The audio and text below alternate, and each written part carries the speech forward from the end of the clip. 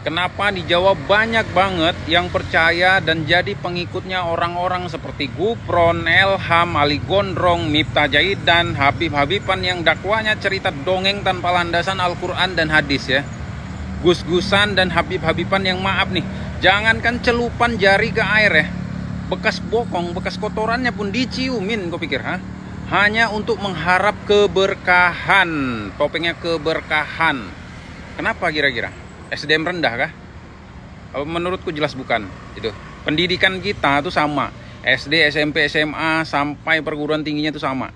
Lantas kenapa bisa di Sumatera itu nggak laku, tapi di Jawa bukan hanya laku, bahkan sebegitu banyaknya yang taklid buta, membela mati-matian, sampai nggak jarang tuh mempermalukan dirinya sendiri. Dikasih fakta, menolak fakta, adu argumen, nggak nyambung. Gue pikir, hah? Sering, pasti kalian sering jumpain yang kayak gitu. Kalau udah mentok, lalu larinya entah kemana-mana, melebar konteks, ya.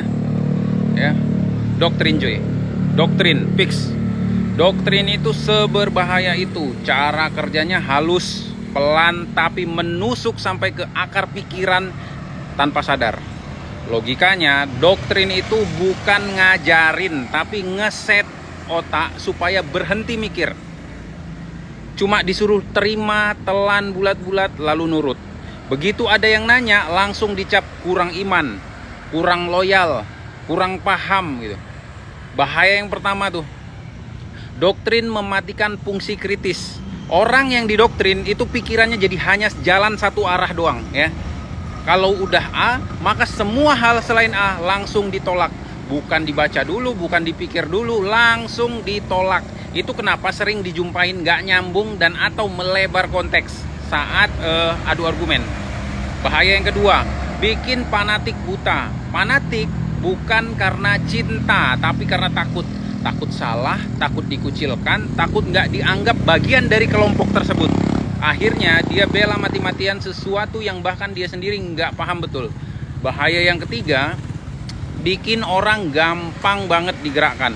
Orang yang nggak terbiasa mikir kritis itu paling gampang disuruh-suruh ya. Kalian dengar tuh, cukup satu komando, demo misalnya, maka semua akan ikut, nggak peduli benar salah, merugikan atau tidak, yang penting ikut rombongan biar nggak dianggap pembelot ya. Ironinya, orang yang gampang didoktrin itu bukan hanya orang bodoh, tapi orang pinter yang males mikir.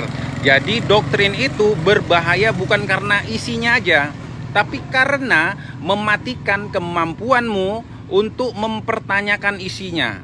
Bukan karena komando demonya, tapi karena mematikan otakmu mempertanyakan, buat apa demo?